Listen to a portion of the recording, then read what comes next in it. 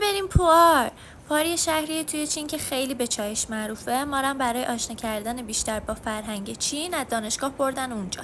الان داریم میریم سوار قطار شیم. استادمون برامون شکلات آورد.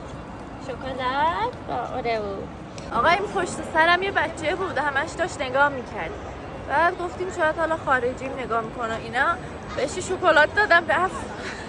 فکر کنم اصلا مقصدش همون شکلاته بود. شکلات گرفت، بای بای. چون من اولین بارم بود سوار قطار میشدم خیلی تجربه جالبی برام بود، مخصوصا منظره‌ای که از قطار دیده میشد خیلی قشنگ بود. انقدر گرمه کف سرم داره آتیش میگیره، دست بزنی رو موهام دستت آتیش میگیره. روز اول ما رو دو جا بردن که اینجا جای اول بود. اینجا یه دانشگاه فرهنگی بود که فرهنگ و تاریخ و سنتشون رو خیلی قشنگ نشون میداد و پر از وسیله‌های سنتی و تاریخیشون بود و هر کدوم داستان خاص خودشون رو داشتن، ولی متاسفانه چون همه توضیحات به چینی بود نتونستم چیز زیادی متوجه بشم. اینا هم لباس‌های سنتیشون هست و همه زیورالاتشون از نقره است و بسیار گرونه. استادمون راجع به این قبیله یه چیز خیلی جالبی گفت. این قبیله ها جادوگر دارن و فقط جادوگراشون خانومه. از نسلی به نسل دیگه فقط از طریق خانوما میره.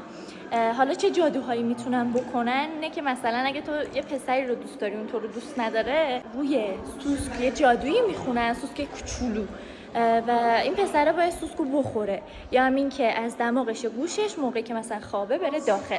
وقتی این سوسکه میره داخل، این پسره دیگه شیفته و دیوونت میشه. چاییه. و یه داستان دیگه ای که استادمون بهمون گفت راجع به این قبیله است. خانوم‌های این قبیله تتو دارن رو صورتشون و خودشون رو زشت میکنن.